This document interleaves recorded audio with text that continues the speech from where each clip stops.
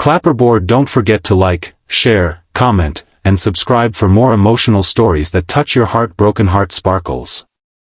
The elevator doors slid open with a soft ding, and out stepped Adrian Cole, the youngest CEO in the city's history. Sharp suit, calm eyes, the kind of man who commanded a room without saying a word. But on that cold Monday morning, something, or rather, someone, stopped him in his tracks. A cleaner, no older than 23, was kneeling on the marble floor, carefully scrubbing a coffee stain. Her hands trembled slightly, her shoulders hunched. When she looked up for a brief second, Adrian caught sight of her face, and froze. Her right cheek was bruised. Faint purple marks, barely hidden under a thin layer of makeup. She looked away quickly, lowering her head as if she'd done something wrong. He didn't say a word then. But his heart, the heart everyone thought was made of ice, suddenly tightened. He walked past her, yet his mind refused to let go of the image. That night, for the first time in years, Adrian couldn't sleep. He couldn't stop seeing those bruises, those tired eyes that carried stories no one dared to ask about. The next morning, he arrived early. Earlier than usual. And she was there again, mopping the glass corridor, humming softly to herself, pretending not to notice him. "Hey," he said, voice calm but firm. She froze, clutching the mop handle. "Why yes, sir." He pointed to her hand. The bruise on her wrist looked worse today. "What happened?" "Nothing," she whispered quickly. "Just, I fell." But the lie didn't fit her trembling voice. Something in him snapped, not in anger, but in care. He'd spent years firing people for mistakes, closing deals worth millions, making headlines, yet here was someone invisible to the world, and for the first time, he felt truly human. He nodded slowly.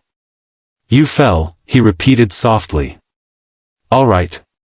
But his tone said he didn't believe her. From that moment, he started noticing things, the way she flinched when someone raised their voice, how she always avoided phone calls, how she worked late just to avoid going home. Her name, he learned later, was Maya. Days passed, and fate gave him a chance. One evening, as he was leaving, he saw her sitting alone in the staff room. The building was nearly empty. Her phone was on the table, its screen cracked, flashing the name Ethan calling again and again. Her hands shook as she ignored it. "Are you okay?" Adrian asked gently. She looked up in shock. "Sir, I didn't see you, I'm sorry, It's fine." He leaned against the doorway. "You don't look fine, though." Her eyes filled with tears she'd been holding back for years. And right there, the story came spilling out, a story of survival, pain, and fear. Ethan, her boyfriend, was a man who once promised love but brought nothing but bruises. She'd been too scared to leave, too poor to escape. Cleaning was her only job, and she couldn't afford to lose it. Adrian said nothing for a long moment. Then he took off his jacket and placed it gently over her shoulders. "Tomorrow," he said quietly, "you're not coming in as the cleaner. You'll be here as my assistant." Her eyes widened. "Sir, you can't, people will." "Let them talk," he interrupted. "I decide who belongs in this company." The next day, whispers filled the office.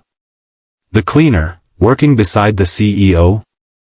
People laughed, rolled their eyes, assumed the worst. But Adrian didn't care. He trained her, protected her, gave her a purpose she'd long forgotten she had. Weeks passed, and Maya began to smile again.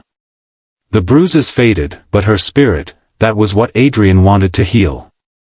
He saw potential in her, a strength forged in silence.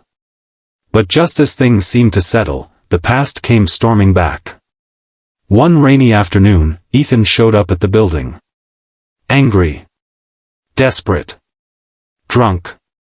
He stormed into the lobby, shouting Maya's name, threatening to drag her home. The security froze, no one dared to touch him.